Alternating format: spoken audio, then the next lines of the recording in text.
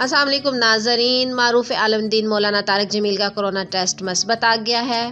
مولانا طارق جمیل نے طبیعت ناسازی کے باعث ٹیسٹ کروایا، جس پر مولانا طارق میں کورونا وائرس کی تصدیق ہوئی ہے۔ انہوں نے عوام سے دعاؤں کی اپیل کی ہے۔ تفصیلات کے مطابق معروف عالم دین مولانا طارق جمیل نے اپنے ٹویٹ میں پیغام دیا کہ گزشتہ کچھ ایام سے طبیعت ناساز تھی، جس پر میرے ٹیسٹ کروانے پر کورونا پازیٹیو آیا ہے۔ ڈاکٹر کے مشورے سے ہسپتال میں داخل ہو گیا ہوں۔ تمام محبین سے خصوصی دعاؤں کی درخواست ہے۔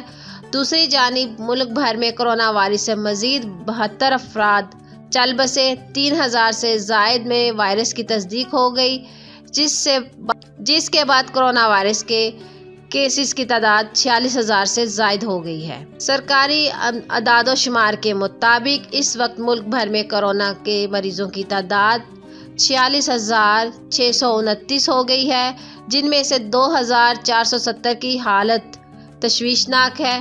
گزشتہ 24 گھنٹوں کے دوران ملک بھر میں کورونا سے مزید 72 افراد جاں بحق ہو گئے ہیں، جس کے بعد اس وبا سے جاں بحق ہونے والے افراد کی تعداد 8,796 ہو گئی ہے۔ NCOC کے مطابق گزشتہ 24 گھنٹوں کے دوران مزید 1,792 افراد نے کورونا کو شکست دے دی ہے، جس کے بعد اس وبا کے خلاف جاری جنگ جیتنے والے افراد کی تعداد 3,83,000 ہو گئی ہے۔ تو ناظرین، مولانا طارق جمیل کے لیے دعا ہے کہ اللہ پاک اس کو صحت دے، تندرستی دے، رحم کرے، کرم کرے۔